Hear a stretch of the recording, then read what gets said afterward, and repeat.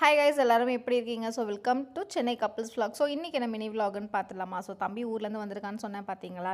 So எதுக்காக வந்திருக்கானா எங்கள் ஆயா ஊருக்கு போகிறதுக்காக ஒரு சின்ன வேலை இருக்குது. ஸோ அதனால் அங்கே போயிட்டுருக்கோம். ஸோ இப்போ தான் புதுசாக அம்மா ஊரில் வந்து சிவன் கோவில் கட்டியிருக்காங்க போல். இதான் நான் ஃபஸ்ட் டைம் பார்க்குறேன்.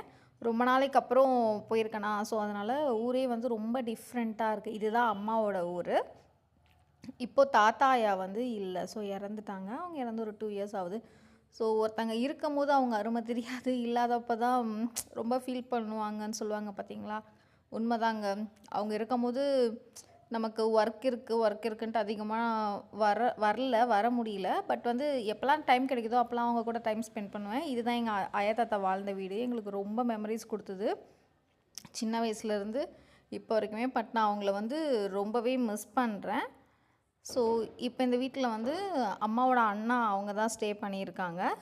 ஸோ இதுதான் எங்கள் ஆயா, அப்புறம் நான், அப்புறம் இது என்னோடய தாத்தா. எனக்கு ரொம்ப ரொம்ப பிடிக்கும். ஸோ நான் என்ன கேட்டால் எனக்காக எல்லாமே செய்வாங்க. ஸோ அவங்க இருக்கும் போது முடிஞ்ச வரைக்கும் என்னால் என்னெல்லாம் பண்ண முடியுமோ அது எல்லாமே நான் பண்ணேன். ஸோ ரொம்ப ஹாப்பி அதுவே எனக்கு. பட் இன்னும் கொஞ்ச நாள் இருந்திருக்கலாம் அப்படின்னு தோணும். பட் என்ன பண்ணுறது, சில விஷயம் காட் தானே டிசைட் பண்ணுவார். ஸோ முடிச்சுட்டு வீடு எல்லாமே க்ளீன் பண்ணிட்டோம். அந்த vlog நான் எடுக்கலை, வீடு க்ளீனிங் பண்ணுறதுனால.